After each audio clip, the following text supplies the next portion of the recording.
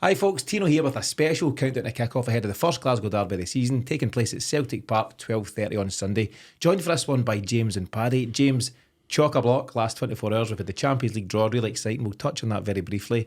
Transfer window slam shut tonight, and obviously the big game on Sunday. What's your general thoughts on all things Celtic at the moment? Very positive, very exciting. This is what it means to be a Celtic fan, to be signing players you want to sign, to be in draws you want to be in, to be playing in games you want to be in. It's all coming together, so can't wait for Sunday. I thought you were going to break into a song there about this is what it means to be Celtic. Oh, missed my chance. Paddy, do you want to Too late. go for a chant?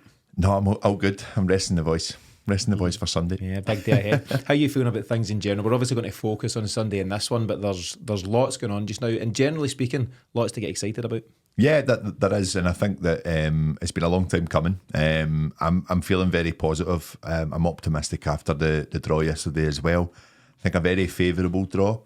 You ourselves were talking just before we come on air about, is Brendan Rodgers thinking, hang on a minute, if you give me a bit more, I'm going to give you a team that's going to get to the top 8 of this table.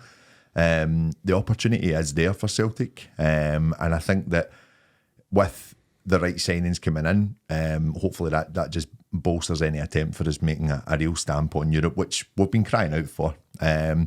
I have to say, we're doing a derby preview just now. It's been an afterthought. And I don't think it should have been. Obviously, we relish these games. We want to continue the form that we've kicked off on this season. I think we've been playing some great football, and it's just now really exciting to see when these guys come in, what they can add to it as well. Do you know, you're right, there's so much been going on off the park this week, and as I say, positive stuff. But ultimately, it's about playing games of football. And Sundays, once it gets to Sunday and Sunday morning and onwards, the excitement, I'm sure, will be back in the room. But you can't discount, James, the importance of getting this transfer window right. Obviously, the excitement of the Champions League draw. So I done an episode last night with Asim. Him and I were at Celtic Park for the draw, and we've covered that in detail. And that's available now for anyone that wants to tune in. But I wonder if after the draw was revealed, did Brendan Rodgers and Michael Nicholson perhaps have a chat and say, this is doable? Right, people have accused me of getting carried away, Paddy, getting too optimistic. I don't know if there can be such a thing. I think if you can't look forward to this, what can you look forward to? There's a lot to be looking forward to about that draw. We're not going to go and win the Champions League, but there's a genuine prospect of competing. So the question is, James, does Brendan Rodgers turn into Michael Nicholson last night and say, if you give me these couple of guys, I'll get you through. I'll get you in that top 24 and we'll make progress for the first time in a very long time. And I'd like to think Brendan Rodgers is excited by the draw and the potential for Celtic to genuinely go that wee bit further this time around. I wish that were the case. He's about to tell me not to get carried away, isn't he? Yes. I wish that were the case. I can feel it coming. I mean, Michael Nicholson can justifiably turn around to Rodgers and say, I've just given you £20 million for 2 players. When have you ever heard of us doing that? Go and just give another 10. I think it might be the difference between, right, there's a guy there and we can afford 5 and they want 6. We can now do that. It won't be, we're not in for anyone and we're going to spend 10 on someone. It won't be jumps like that, but it might be just enough to kind of squeeze the value, or push the value rather, and pay that a little bit more that gets guys that we are interested in. I think this guy Sanchez we're possibly interested in. Alvin Sanchez from Lorraine, Swiss side. Aye. But they want to hold him. They signed him for 4 years or something. We want a loan with an obligation to buy for $8 million. So maybe we just get that deal over the line. Then we've got a bit more flexibility. I think he's midfielder. Is that right? Take your word for it. Okay. Winger. Midfielder / winger. So I think it could potentially push the transfer strategy, but it's not going to get us another Engels for another 11 million quid. No, probably not, but it might just allow you to buy that extra guy that you were thinking, we'll just leave this one. The other thing, and we're not going to make this a transfer show, but Lennon Miller's name keeps coming up. Would you be interested in taking him, Paddy? I'd love Lennon Miller. 100%, yeah, sign him. Makes total sense. You get him for $2 million, yeah, something like that. Why would you not loan him back? And loan him back. Anyway, what we'll do, so as I mentioned, last night was let me get my shows right. Last night was the Champions League draw show with Asim. Tonight, being Friday night, live at 11:15, I'm going to be recording with Hamish. Most folk know Hamish from Celtic AM. And we're going to record through the transfer deadline, which closes at 11:30. So hopefully we've got some exciting news to bring you there. Let's the three of us now focus though on Sunday. Absolutely, Paddy, you're right. There's a huge game on the horizon. Celtic, regardless who comes in or not, and regardless who leaves, Matt Riley's obviously now a thing of the past at Celtic. We should be in really confident form getting into this, given what we've seen so far from the team this season. Yeah, I think so. I think it's been an impressive start, and I include the pre-season games in that as well. The guys that have been, just on the sides, really, even putting in a performance in some of those games too. I think that the depth of the team now is just getting that little bit stronger with some of the players that we've got coming in. But I think those that have been in the starting 11 for the last few weeks will be feeling confident about keeping their place for this weekend, and will be feeling confident about the game at hand as well. Some of the football on display has been excellent, and we're averaging 3 goals a game. It's impressive stuff at the moment, and I just think that we're going to be a very difficult team to beat domestically this season, and I do see it in Europe as well. James, obviously, and I mentioned it just there, you lose a mainstay in Matt Riley. He would undoubtedly have started the game, and that's now changed. The other potential we'll see what happens with Arnie Ingles, not confirmed just yet, so we'll not make much noise about that just now, but we know that Alex Baye, that's how to pronounce it, Paddy, isn't it? Perfect, mate, perfect. We know that Alex Baye is in the building. I spoke to him as part of the press stuff last night. Very decent young man, very confident young man, and very ambitious young man. There was talk about the national team and what he's potentially looking to do. He's obviously got a very good grounding. I think he's been at is it La Masia, is that what you call it, Paddy? La Masia. You say Masia, I say Messiah. That training ground, and part of that set up at Barcelona for something like 10 years. Mm-hmm. He's obviously been very well developed and coached over the years. Apparently some folks from the coaching side at Barcelona were reluctant to see him go out. They thought he was going to challenge to be the backup fullback this season. He can play left back and right back, and I think there's quite a lot to get excited about with this guy. But having just arrived in Scotland a couple of days ago, does he go right into this one in place of Greg Taylor? It's a tricky one. My gut feel is no, because unless Taylor has made a decision that he's going to go in January or something like that, I don't really see Rodgers kind of just collapsing Taylor's confidence like that when you need, Taylor. I think it's inevitable in the next 6 weeks he's going to be your first choice left back, right? But you can't then have a deflated Greg Taylor in case he's needed to come in and stuff.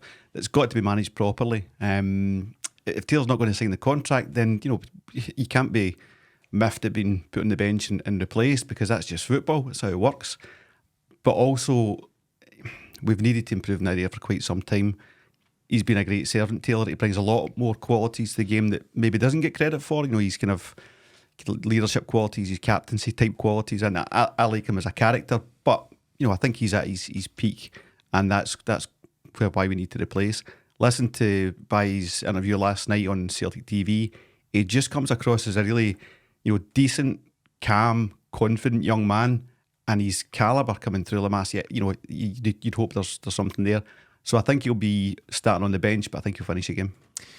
Paddy, how do you think Greg Taylor himself feels at this moment in time? As James says, we potentially should have replaced better or brought in better competition in that position over the last few windows, but we failed to do so for a variety of reasons. But I think what we know of Greg Taylor is he does have a bit about him. He's got a bit of character, and I'd be pretty sure he'd be thinking, great stuff, Alec Baye is here and he'll be a talented player, but I'm not giving up this shirt easily. As long as I'm at Celtic, I'll fight to make sure that I get a start more often than not. And I think he would be pretty keen to show Baye just why he's been the left back for so long now. Yeah, I think so. The thing with Greg Taylor, incredible servant for us, and I think that it has came to these contract negotiations and he's been told, thanks for everything. I really do. I think that he's been told, you're not going to be our main starter anymore.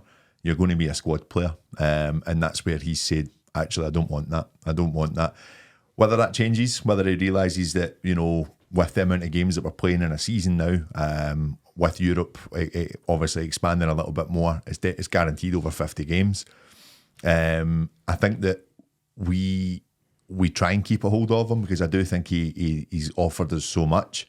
But I do think he's been made aware that there's better players. There is better players, and we need to go to a higher level, and that is not always going to be involving Greg. I think domestically he's absolutely fine. I think he's done a good job. But in Europe, that's where the question marks have came. I think we think back to the penalty he gave away against Atletico Madrid, getting caught on the wrong side of his man. Small moments in a game. And yes, it's Atletico Madrid, but the game was tightly poised at that point as well. He's been excellent for us. Does he go to a next level with a challenge now? I don't think so. And that's what Brendan Rodgers, I assume, thinks as well. So that's where it's difficult to turn around and say to a guy, you're not going to be the main guy anymore for this position. But there's a professional side to Greg Taylor, and I think him turning around and saying, well, let's hold the contract talks is absolutely fine. Absolutely fine. He's thinking about his career and he's thinking about his next steps as well. I think that's the key point. The other side of that coin is if you're in Greg Taylor's shoes and we're offering him 16, say, a week, and he can go to the Championship and get 20-25, then it makes total sense. Champions League, international, he'll be better than a lot of players down there. He can walk in a lot of teams and command that kind of money. So you need to see all sides and let him be selfish as well. Agreed. And Paddy, as much as I can hear your admiration for what Greg Taylor has achieved at Celtic, I think, am I right in saying that in your opinion he's also reached his ceiling? We've seen the best of Greg Taylor. I wouldn't be surprised if we see some blistering form from him. I think he had an excellent run-in at the end of last season, but we've been crying out for this step up in quality for quite some time now, and I feel that it's time that we do get real, we do get a bit more accustomed to having these moments. We grow a fondness to certain players. I'm pretty sure Miff will be cursing me right now, but we do grow fond to certain players. But there comes a point when we realise there's better out there, and I think, as I say, that's one example I've gave of Greg Taylor in Europe. There's been other games as well. This guy, he's came here, he's got a point to prove. Barcelona have been very clever in this deal, I think, giving him this contract to last to 2026. They were about to lose him for nothing, I believe, last season, and decided, let's just extend that. But they're still a little bit unsure about him being in the part of the first team. So it works well for both parties. If he goes and has a good season for us, it might not be enough for Barcelona, but it could be enough for us to pull the trigger. I think it is clever because what it does give you is a very motivated young player to come to Celtic and prove to maybe people back home, I'm a genuine talent here, and whether he then goes back and does something at Barca or elsewhere in Europe, or if it works out back here at Celtic. So we'll see. Paddy, I think it was Ange who gave the quote, competition can sometimes be the best coach. And I think that's, Greg Taylor hasn't had that. In his defence, he's put in some really decent performances in recent times, but he's not had anyone pushing him. And I think overall, it's got to be a positive. So whether we see Greg Taylor, who I think will start, or Alex Baye at different times, they should both push each other on, and that's got to be a positive. James, elsewhere across the back, including the goalkeeper, I think it takes care of itself. So Kasper Schmeichel will undoubtedly start. Alistair Johnson, a guy who loves this fixture at right back. Carter Vickers and Scales, unless there's some very late changes with Austin Trusty potentially coming in from Sheffield United. Even but then, at that, I don't think he would start. Would you both be in agreement that will be the remainder of the defence? CV's passive fitness test, yeah. He missed training, I believe. Yeah. Could be precautionary. I'm not worried about that. Just until Brendan says he's out. We'll see. So Scales has also done well in this fixture, it's not to be forgotten, This is true, although at home he was great at Ibrox, wasn't he, this time last year, but at home we should have the lion's share of possession, and that's less suited to Liam Scales. But I think that, as I say, that'll be the defence. So Alistair Johnson right back, Carter Vickers and Scales, Greg Taylor left back, and all four in front of Kasper Schmeichel. Midfield, Paddy, obviously there's been some changes. We've mentioned Matt O'Reilly, and Bernardo for some is the replacement there, the direct replacement. It remains to be seen if Arnie Engels does sign, and touch wood that goes through today. But at the moment, is it Kalmak, Rio Hatate and Bernardo for you? I'd say that's the safest. I'd say that's the most familiar, and a very, very strong midfield as well. And all three, James, to varying degrees, have got decent experience of this fixture, and all three have scored in this fixture. Rio didn't wait long to hit the ground running and get his goals against Rangers, and Bernardo scored a big goal just at the turn of the year there. So whatever three he goes with, I'm sure will be up for the job, but these three know what it takes. That'll be the three, no doubt. If for nothing else, they are the epitome of where we are this season in terms of why it's all working so well, is because this team knows the system inside out, and those three are the core part of that. Everything comes through them, everything flows through them. They know where they need to be, they know where their attackers are, they know where their defenders are. They'll be the three, no doubt. Yeah. Let's look up top, because it's less straightforward, particularly in the number 9 position. We've had a situation recently. Bear with me, James, I'm trying to build the tension. All right, sorry. We've had a situation recently where Kyogo missed a game a couple of games ago through his ongoing shoulder issue. Adam Ida came in. To me, he looks still a bit rusty. He had a bit of a pre-season, not a full pre-season.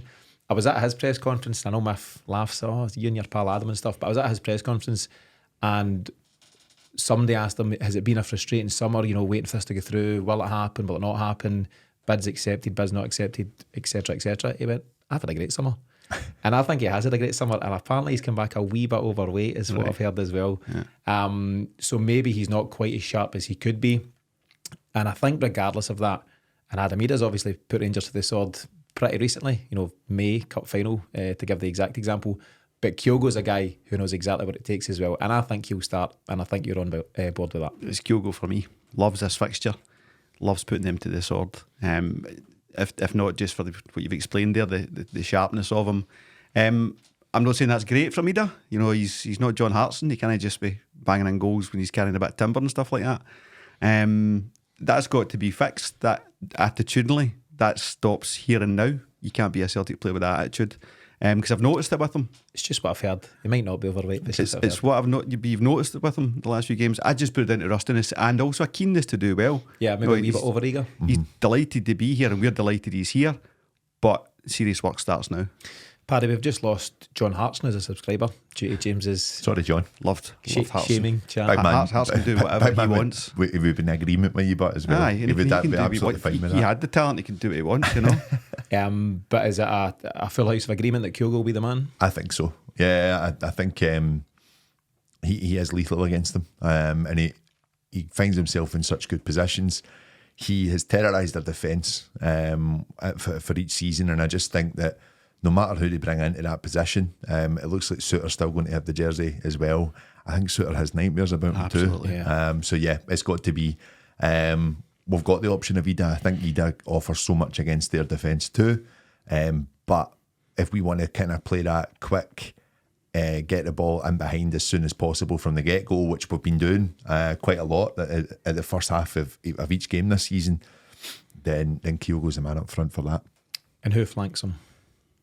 Maeda and Kuhn. I think it's easy, isn't it? Maeda and Kuhn. I have to say James Forrest has been excellent. I think he still offered a lot at the beginning of this season, but Maeda just, we all know why. We all know why. But Nicholas Kuhn has, what a start to the season. I'm super excited to see him in Europe, by the way. I think he's going to be massive for us. And equally excited to see him on Sunday. I think Rangers have had an ongoing situation that they can't manage in terms of James Tavernier versus Dice Maeda. It's a mismatch. It's almost unfair. Rangers should put in an appeal about it or something, but that's just not how it works. The thing for that, right, and I hope they're not listening to this, but they rave so much about your man Sterling, and he is actually a decent player, but they're not playing him in the right back position. That's his natural position. The loyalty to this guy is unbelievable. Yeah. It's in our favour. I was talking earlier in the week, I was on the Homeboys podcast doing a bit of a preview with Scott there, and the bottom line is James Tavernier is undroppable for them because he's their captain. So they've kind of boxed himself into a corner. They can't not have him starting. But it's to the detriment of Sterling, who does seem a decent athlete and a decent player, but they can't find a place for him, and they're trying to fudge him into the midfield, but that disrupts what they're doing there. And I think they should have got shot at Tavernier in the summer. I really do. And I don't think he's a terrible player, but I think there's a loser's mentality that surrounds him, particularly with this fixture. And I think it continues to hamper them time after time after time. So Dice Maeda will most likely come in off the left hand side and Nicholas Kuhn on the right. But you're absolutely right to mention James Forrest, who's shown his worth to Celtic in the early part of this season. And if he features at some point, which I'm pretty sure he will, James, it's 500 appearances for Celtic. That's some going. 500 appearances, more than 100 goals, more than 100 assists. Yeah. And I've just really enjoyed watching his maturity, the way he's developed his game with his maturity. He's changed his game, hasn't he? 100%. He's. I never really thought he was that pacey anyway, but it's more just his game intelligence. So if you're sitting 2-3 goals up in 20 minutes to go, James is the man to come on, keep the ball, stingy as you like with possession, knows where he needs to be, can find his man, can run at the corners, all that stuff. And that's something that he didn't have in his game even 2-3 years ago. Has that been something that Rodgers has gave him? Do you think Rodgers has maybe said, listen, you might have a part to play, even though that there was chat him leaving in January? Do you think Rodgers has said, change your game because you've not got the legs anymore? Has the way he carries the ball so close and keeps it, and for such a slight guy as well, no one's taking it off him. Big bum. That's it. But no one is getting the ball off him at all. He's more fat shaming by James. I know, shocking. Cancelled. Shocking. he's really, really impressed me, and I can see him coming on and one of those guys just to wind up the minutes, 20 minutes to go. I just super impressed by him, and actually you're expecting another season and a half out of James Forrest minimum. Yeah. I've mentioned this in recent shows, but I think you've got a very nice difference in the way that James Forrest now approaches his game as a winger and Nicholas Kuhn. Nicholas Kuhn is clearly encouraged to go and take on your guy. Sometimes you'll get by him, sometimes you won't, but go and try it. Let's see if you can make something happen in that final third. James Forrest, his game has evolved to a point where he's more cautious with it. If it's on, he'll go. But his first thought is, can I retain possession and keep things ticking along? And I think it offers just a nice balance when you've got Forrest off the left doing that and Kuhn off the right. So whether they end up on the pitch at the same time or not remains to be seen, with Maeda being around there. But I think it does offer Celtic a nice balance going forward. The other thing, so James rightfully mentions, all going well, we'll get that 500th appearance on Sunday, over 100 goals for Celtic, over 100 assists for Celtic. The other thing, and he won't talk about it at any point this season, is the fact that he is now, incredibly, Celtic's second most decorated player. He's picked up 24 trophies in his Celtic career. 24. And Bobby Lennox on 25 is the only guy that's got more trophies in him. We don't want to look too far ahead of ourselves, Paddy, but there is every chance he becomes Celtic's most decorated player this season. That's incredible. And I think, credit to him. There has been ups and downs. There's been total frustration from the stands as well with James Forrest, I think. But has it bothered them? Absolutely not. He's just got his head down and got on with it. And that's a professional. Yeah, so it'd be great to see James make an appearance at some point, whether off the bench or from the start. But I think he's shown his worth absolutely in recent times. Who does it leave sitting on the bench then, James? So potentially someone like Adam Ida. Yeah. I was going to say, who else do you see from a creative sense? You might have Arnie Engels there. Who knows if it's maybe not too soon for him. Baye, who not only can play left back, he can play more advanced. He's going to be wearing number 11, Paddy, which kind of gives you a licence to go forward in itself. So all of a sudden, I've mentioned that at least in Europe, Brendan Rodgers has looked to the bench in recent times, last season, and there's not been great options when he's had to call upon it. But I think now he could make 5 subs to the point where almost all 5 could make an impact. That's what this window's really been about, moving out guys who shouldn't be on the bench and moving guys who maybe shouldn't necessarily be in the first team and moving everything up a level. And that's where you start to really, get the quality and the strength and depth that we've been screaming for. What we all say is this team is good, but with a couple of tweaks, it could be excellent and it could be a real challenger. And I think we're starting to get there. By the way, Engels on the bench. Minimum. Same. Yeah. Minimum. Same. Any Trusty on the bench, minimum. Baye on the bench, minimum. If the guys have had a full pre-season, get them in, get them involved. See, even if they don't come on, see being togged out and in the dugout for that fixture, that's experience in itself. 100%. Yeah, I think we were talking to a couple of folks last night about, I think Alistair Johnson made his debut in this fixture, potentially Juranovic as well.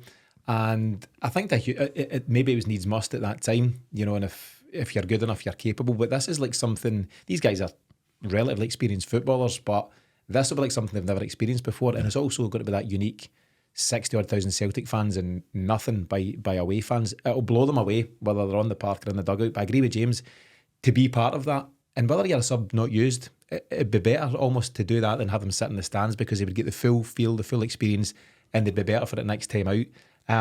Paddy, in terms of Engels, just very quickly, the guy looks like he's going to be Celtic's record signing of all time. And if you can get him in, he's just been named in the Belgium squad this morning. I agree. He's a guy he could come on and change the game, depending on how it's going. Yeah, I think so. I think we've kind of just got to look at it now. Like, I get bringing a player in and just kind of letting them get a feel for the place. Sometimes they let the guys watch the game for the stand. For me, just get them involved, just get them to meet the team. I think those that are in that changing room already will make them quickly aware of how important a fixture it is for the fans, and for obviously our league campaign as well. I wouldn't be surprised if we see the odd little shock here or there with the starting lineup. I wouldn't be surprised if actually Baye does come in. I do think it is Greg Taylor's jersey, but I wouldn't be shocked. It's the system. It is the system. It's a new system for them. But I mean, if you're training at such a high level with Barcelona and playing with Levante in a full season last year, I don't think you're going to be too far off playing at a high pace system like this. It is a system that as a team it might take a bit getting used to, but I'm pretty sure Brendan Rodgers, if he goes with Baye, would sit and say, here's your role. requirements today. You do this, you do that, and you do the next thing, in possession, out of possession. So it wouldn't be unheard of, but I do think he'll stick for the most part just now with the tried and tested. But it does mean that on the bench, at a glance, you've got the likes of potentially Ida, Yang, Palmer, Engels, Baye, Home, Francis Turley, which would be a great experience for him. Sinisalo, your backup goalie. Tomoki Iwata would maybe be there, but he might be on the move. Birmingham City. Luke McCowan. I don't know where I'm at with Iwata out, McCowan in. Let's see. Squad stuff. Anyway, we'll stay away from transfer talk now. We've done enough of that, but I think there's going to be good options as the bottom line, which is great to see for Celtic and for Brendan Rodgers. In terms of the opposition, so they've had an indifferent start to the campaign, we'll call it that. They've been up, down, round the houses, not playing at home. Have they got money? Have they no money? What's happening with Cantwell? What's happening with Hadji? All this kind of stuff. They're all over the shop. And their biggest test so far, they failed dramatically when they failed to beat Dynamo Kiev. That has so many repercussions for them in terms of what they can do and can't do moving forward. How do you think they feel coming at this game, James? It's a game that Philippe Clement has been unable to win in 4 attempts, despite a lot of noise and a lot of bluster. Ultimately, he can't so far. He won the draw. Of course, he won 3 each. That aside, James, he seems to be struggling to get any sort of result. How do you think they're feeling as a group? So I saw, and sorry I don't know the poster, but someone in Kerrydale Street said Rangers managers don't get 6 shots at beating Celtic. If you don't win in the 5th, you're gone. And I think we need to be careful, not to lose the game, obviously not to draw the game, but not to go crazy. We want Philippe to stay in place. Correct. I'm going to disagree with that. I'm going to disagree. Hump him. No, listen, if he goes, he goes. I genuinely believe that He's on a 4-year deal. It'll cost him. It'll cost him, absolutely. But I genuinely believe that the penny is starting to drop for them, that it's actually not the barrel load of managers that they've had over the years, it's the players. Yeah. It's the players. I think it's just their size, it's their revenue, it's their budget. Yeah. I think for me, if he goes or not, it's not. I don't think a new manager comes in and revitalises this mob. I really don't. I think there's been a rationalisation. If you see Bennett as whatever it was, a money trader or something in his business career, he'll know what a balance sheet needs to look like, and it shouldn't look like it did this time last year. It's improved by shipping out Goldson and all that kind of stuff. I'm sure they tried to ship out Tavernier. Everything about that club is about why have you got that guy in 24 grand a week, Todd Cantwell, doing nothing, refusing to play with the B team, get him out no matter what. Hadji as well. Everything is about rationalisation and getting your numbers down, but it's not temporary, it's permanent. It's because the revenue base is such that they can't trade above that. They can't bring in players and they can't have football spend above a certain level, and that's coming down even itself under FSR, whatever it may be. So we're looking at, you can never be overconfident, these things are too complacent, but we're looking at what seems to be a permanent realisation of where each team stands in the pecking order. I think the Espanolification is really starting to come in. In a nutshell, that's the definition of Espanolification. My favourite being them being happy at getting rid of Scott Wright and someone saying, at least we made a bit of money on them. And then someone saying, actually, we gave Aberdeen Robbie McCrory or Ross McCrory in part of the deal for free. Is Scott Wright away? Scott Wright looks as if he's gone for 300,000. He's going to Birmingham. Is it? They're taking everyone now. Yeah. But Chris Davies going down, my estimation. So someone commented right after saying, actually, we lost a player for free as part of that deal as well. So they're a bomb scare at the moment. They really are. It's just reality. It is reality, but this is the other thing as well. I'm taking nothing away from it. I know that these games, we do need to show up in them. But I just think we could have an off day and still beat this team.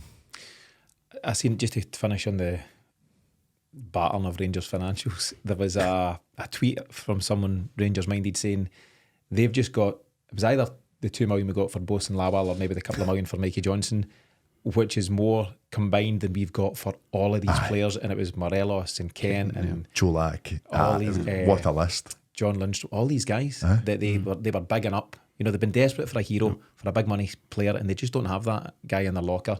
And for all the noise, they get nothing for all of these guys, and it looks like Hadji and Cantwell will be the latest guys to go for pennies. It's a terrible situation. I've seen the guy as well commenting that it's now the respect for the club and saying that if we were the ones selling Matt O'Reilly, we would only get 15 million for him because no one respects us. There is a truth in that, because guys they have sold for no big money, Bassian, whatever kind of thing, which was a weird deal. It should just never have happened. No. They've not gone on and proven it. No. You know? So people are looking at Celtic and saying, yeah, people who come through that structure go on and do well. So you've got to say whether folks like Celtic's board or not, and there's a lot of folks in both camp. You've got to respect how they trade, Paddy. They get big money for the players that they should be. You know, like Just don't know what to do with it. Well, that's when they get the money, they're like, "Whoa, this is nice. Let's just sit that in a wee savings account." But the Matt O'Reilly's just the latest guy that they've sold for big bucks, and there used to be a couple of examples. Remember, it was like, Van Dijk and Wanyama, they went for a couple of quid. Fraser Foster. Now you've got a list as long as your arm about all these guys that have gone for 8-figure sums and then some. So it's something Celtic do particularly well. It's also players that aren't necessarily making it at Celtic. I'm thinking of going for 4 million. That is a phenomenal piece of business. Getting a couple of million for Bhoys and Lawwell, which you can put towards an Arnie Engels deal or whatever. It's good trading, you have to say. But let's get back to on the park stuff. So in terms of Rangers, final one. Mikey done you the club a favour as well, by the way, because that was 2.5 million agreed, and he pulled out of West Brom and went to West Brom for 3. Yeah, got us an extra 500,000. Got us an extra Todd Campbell. He's going home. A club man at heart, Mikey Johnson. Love that. I'm already starting to bring him home campaign, but we'll get to that. So in terms of Rangers, I've got a rough idea how they'll line up, and I'm just going to put it out there, and you can let me know any thoughts. Otherwise, they'll go with Tavernier at right back. At left back will be the guy Chefchi. Who's going to be in goals, because Butland's going for 20 million? Right. I think he'll remain in place. Okay. Chefchi, who's very attack-minded fullback, which Nicholas Kuhn could have a field day with. Yeah. Centre halves will probably be John Souttar and Improper. Right. What is Robin Improper? Robin Proper.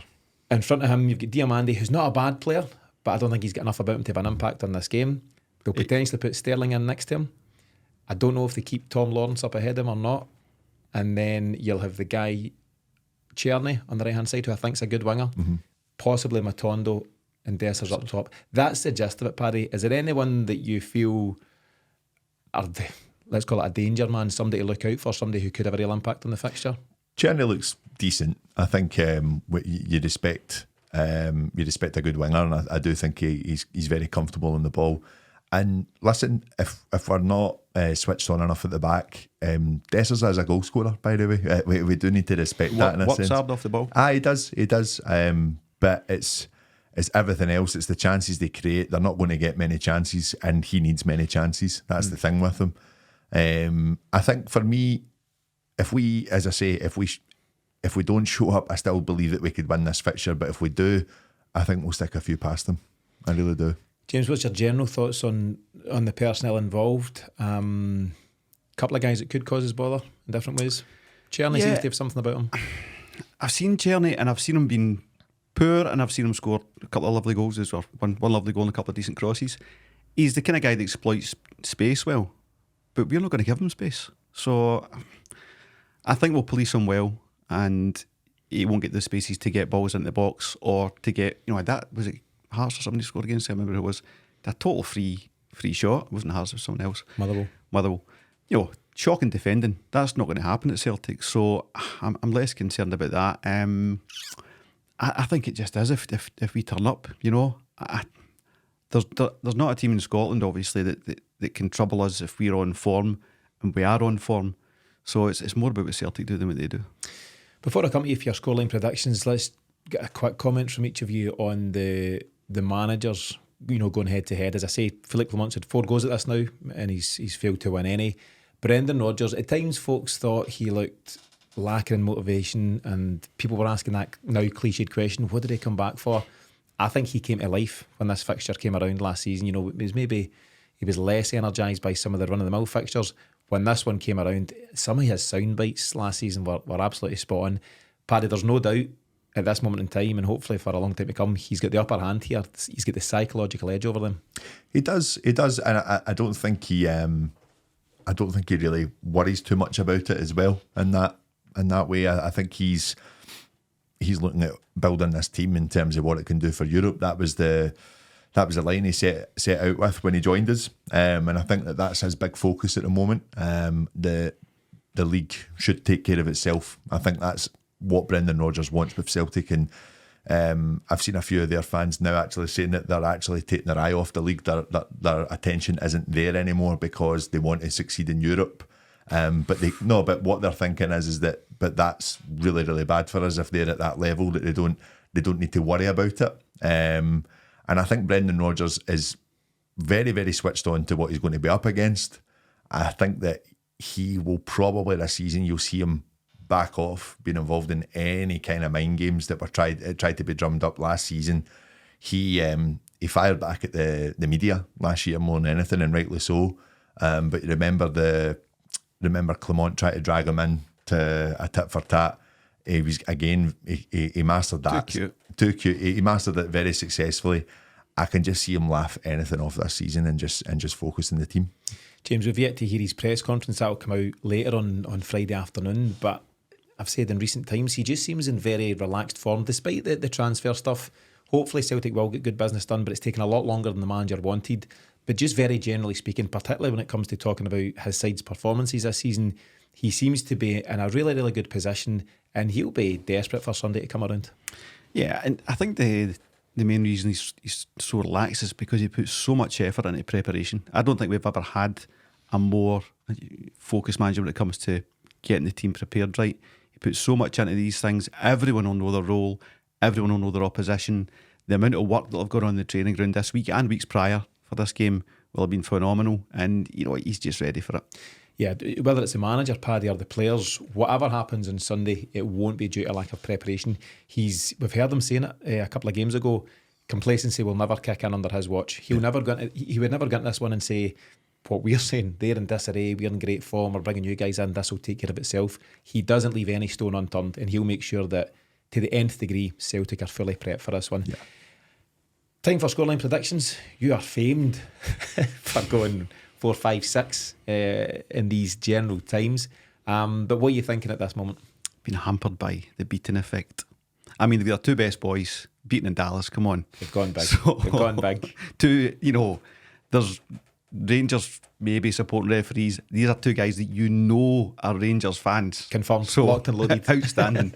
I mean, you can't knock them for not trying their best at the SFA. New Broom, Willie Collum says. Aye. So I don't mind Willie Collum. Well, he's not exactly come in and change things up. So, and I think he will have an effect. He'll let the game be more physical than it should be. And he'll be happy with the cards for us, and he'll be slow in their flow and all that kind of stuff. So that can hamper you. 7-0. No. I think Celtic will just go about this the same way they've gone about every game, very professionally. I think it'll be a almost bog standard, run-of-the-mill 3-0. Yeah, nothing too excitable, just job done, up the road. 2 goals in the first half, 1 in the second half, that's it. On to the next. Paddy, what do you think? Any advances on 3-0? 3-1. I can see... Beat with the header. I beaten back post. I think that we look at the games against them last year. We lost some silly goals after taking comfortable leads, and I do think that there is that element of, we've seen it a lot this season where we have got the early lead and maybe just a little bit of complacency set in. I still think we need to stamp that out, and I still think that's why more ruthless. But that's where our new centre half and our new left back hopefully comes in and calms things down on that left hand side. But if we're going to be going with Greg Taylor and Liam Scales at the weekend, then I think any team has a chance of grabbing a goal. I do. Will we outscore them? I do think we will. But I'm going to go 3-1.